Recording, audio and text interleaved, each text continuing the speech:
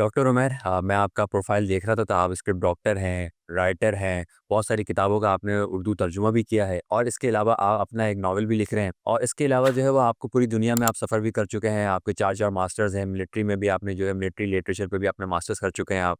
تو اگر میں آپ سے یہ پوچھوں کہ فلسطین کے حوالے سے، جو فلسطین کا جو کہ رائٹ نا معاصر لٹریچر ہے، اس کے حوالے سے اگر آپ ہماری کچھ رہنمائی کرنا چاہیں۔ اچھا دیکھیے، فلسطین جو ہے وہ ایک جذباتی موضوع رہا ہے ہمیشہ سے ہمارے لیے، اور تاریخی طور پہ ہم بڑا ایسوسیٹڈ رہے ہیں فلسطین سے، اور فلسطین میں بہت سا ادب تخلیق ہوا ہے جو کہ پاکستان میں بھی جس پہ بات ہوئی، ترجمے ہوئے۔ تو اب جو ہے فلسطین کے اندر میں کہوں کہ اگر ایک واٹر شیڈ موومنٹ آپ فلسطینی لٹریچر کی تاریخ میں ڈیفائن کریں تو وہ شاید 1994 کے آسلو اکارڈز۔ اس کے بعد جو ادب ہے اس نے بہت تبدیلی دیکھی ہے۔ تو ہمارے پاس جو نام ہے جیسے محمود درویش ہیں، حسین کنفانی ہیں، جو پاکستان میں جانے پہچانے نام ہے فلسطینی ادب کے حوالے سے، ان پہ یہاں بہت بات ہوتی ہے۔ تو جو پرانا فلسطینی ادب، پرانا تو نہیں کہنا چاہیے، یوں سمجھیے کہ جو فلسطین کا ابتدائی ادب ہے، جو 1947 سے لے کے تقریباً 1994 تک جو 5 دہائیاں ہیں، ان میں جو بڑے مربوط برغوثی ہیں، یہ اس طرح کے جو لوگ گزرے ہیں، ان کا ادب نا ہم زیادہ اس کو کہا کرتے تھے مورننگ کا ادب، یعنی آ، آپ کا دکھ کا ادب۔ پھر وہ وٹنسنگ کا ادب تھا کہ وہ اپنے ارد گرد چیزوں کو دیکھتے تھے، اس کے اوپر وہ رائے دیتے تھے۔ لیکن 1994 کے بعد فلسطین میں ایک بڑی یہ سینس ڈیولپ ہوئی کہ جو پیس میکنگ پروسیس ہے، یہ اب ناکام ہو گیا ہے، اور ہم لوگوں کو اسرٹ کرنا چاہیے۔ تو فلسطینی ادب نے بڑی حد تک اپنے آپ کو اسرٹ کیا۔ اگر آپ جدید فلسطینی ادب دیکھیں گے تو وہ وٹنسنگ ادب نہیں ہے، وہ ورلڈ میکرز کے طور پہ اپنے آپ کو سامنے لاتے ہیں، وہ اپنے ارد گرد دنیا خود بنانا چاہتے ہیں، وہ اس پہ بات کرتے ہیں، وہ بہت اب جو ان کی آواز ہے اس میں غم کم ہے، غصہ زیادہ ہے، آپ کو اس پہ کال فار ایکشن زیادہ دکھتی ہے، جو شاید ایک نوجوانی کے ادب کے ساتھ ایسوسیٹ بھی ہوتی ہے۔ تو آپ کو جیسے ادانیہ شبلی ہیں، جن کا ناول جو ہے وہ بکر پرائز کے لیے لانگ لسٹ بھی ہوا تھا، تو ان کے ناولوں کے اندر آپ کو ایک احتجاج، ایک دبا دبا سا غصہ، ایک بدل دینے کی خواہش نظر آتی ہے۔ تو مایا ہیں ایک فلسطینی رائٹر جنہوں نے بہت اچھا فکشن لکھا ہے۔ اس طرح کے جو رائٹرز ہیں وہ ابھر کے سامنے آئے ہیں، اور انہوں نے اب جو فلسطینی ادب ہے اس کے اندر آپ کو یہ بھی اچھا ایک پہلے جو فلسطین تھا وہ آپ کو ایک فلسطینی اینٹی کے طور پہ نظر آتا تھا، کیونکہ ظاہر ہے فلسطینی ایک ہی سیاسی نظام کے اندر تھے۔ لیکن 1994 کے بعد کیونکہ مغربی کنارہ الگ ہے، غزہ الگ ہے، اردن کے فلسطینی الگ ہو گئے، تو اب آپ کو ڈسکنیکٹڈ ادب بھی دیکھنے کو ملتا ہے۔ یہ جغرافیکلی ڈسکنیکٹڈ زونز کا ادب ہے وہ جب مغربی کنارے کی بات کرتے ہیں تو مغربی کنارے کی بات کرتے ہیں، وہ پورے فلسطین کی بات نہیں کرتے۔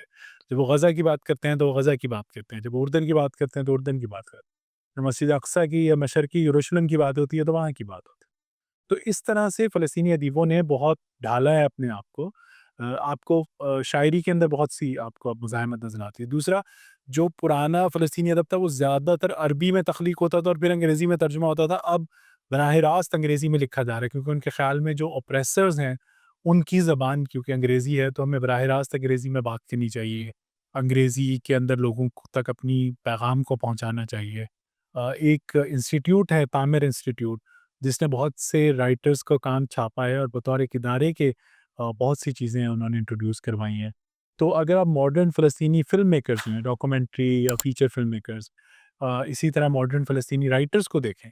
تو بہت لینڈ مارک شفٹس نظر آتی ہیں آپ کو، اور وہ بہت اہم ہے اس حوالے سے کہ ایک ایسی ریاست یا ایک ایسے لوگ جو ایک مسلسل عذاب کا شکار ہیں، ان کی طرف سے ادب کی صورت میں کس طرح کا احتجاج سامنے آتا ہے۔ جیسے برغوثی نے ایک جگہ لکھا تھا کہ جو آکوپیشن ہوتی ہے، جو قبضہ ہوتے ہے، وہ صرف ٹینکوں یا سولجرز کا نہیں ہوتا، وہ ہمارے ارد گرد ہوا کے اوپر بھی قبضہ ہوتا ہے، ہمارے ارد گرد ہماری سوچ پہ بھی قبضہ کرنے کی کوشش ہوتی ہے۔ آکوپیشن جو ہے it tries to encompasses our breath, it tries to encompasses our wind around us۔ تو یہ چیز اب دیکھنے کی ضرورت ہے کہ جو ادب ہے اچھا یہ بھی یاد ہے کہ فلسطینی ادب میں آپ کو کبھی بھی ایسا نہیں ہے کہ یہ موضوع نظر نہیں آئے گا، یعنی بہت سی جگہوں پہ ایسا ہوتا ہے کہ آپ بہت کچھ جو ہے وہ مزاحمت کے استعارے میں لکھ رہے ہوتے ہیں، بہت سی چیزیں آپ نہیں لکھ رہے ہوتے ہیں، لیکن فلسطینی ادب میں ہمیشہ آپ کو مزاحمت کا، سیاست کا استعارہ ضرور نظر آئے گا، چاہے وہ کسی بھی انداز میں لکھا جا رہا ہے، کیونکہ ان کے ارد گرد کی حقیقت اسی سے عبارت ہے، تو وہ اسی کے اوپر سب سے زیادہ بات کرتا آپ کچھ بتانا چاہیں گے کہ کچھ اگر ان کی پوئٹری ہو یا اس کے حوالے سے اگر آپ کے پاس کچھ ایسا؟ ہے۔ ہاں، میں کچھ کیونکہ کتابوں کا نام لے دوں گا آپ کے سامنے، جیسے گیانا شبلی کا جو ناول بکر پرائز کے لیے لانگ لسٹ ہوا وہ مائنر ڈیٹیل ہے۔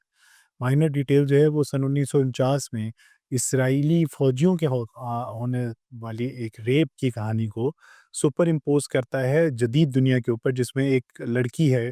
جو اس واقعے کی انویسٹیگیشن کرنے کی کوشش کرے۔ تو بہت ہی چونکا دینے والا، بہت منفرد قسم کا ناول ہے، منفرد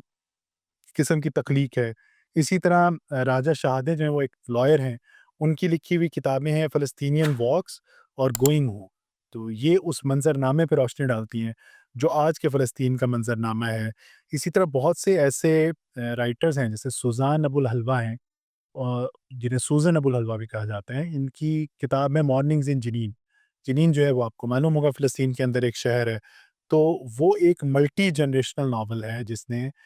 بہت ہی خوبصورتی سے فلسطین کے اندر ہونے والے واقعات جو 1960 سے لے کے اب تک ہوئے ہیں ان سب کا احاطہ کرنے کی کوشش کی ہے۔ اور پھر ان کا دوسرا جو سوزن کا ایک یوں سمجھیے کہ ایک لینڈ مارک ہے وہ یہ کہ وہ سیاست کو اپنے خاندانی جھگڑوں کے ذریعے بھی دیکھتے ہیں۔ تو مارننگز ود جنین میں جو ان کا اپنی ساس کے ساتھ رشتہ ہے وہ بڑی خوبصورتی سے ایک ہمارے سامنے منظر پہ آتا ہے، اس کے بیک ڈراپ پہ ہم فلسطین کی کہانی دیکھتے ہیں۔ اسی طرح مایا ابو الحیات جن کا میں نے نام دیا، وہ ایک شاعرہ ہیں، وہ ایک میگزین ایڈٹ کرتے ہیں جس کا نام ہے میپ آف ایبسنس، جو ایک انتھولوجی ہے فلسطینین لٹریچر کی، بڑی خوبصورت اس میں آپ کو چیزیں دیکھنے کو ملتی ہیں۔ پھر ابتسام عظیم ہے جن کا ناول تھا بک آف ڈس اپیئرنس،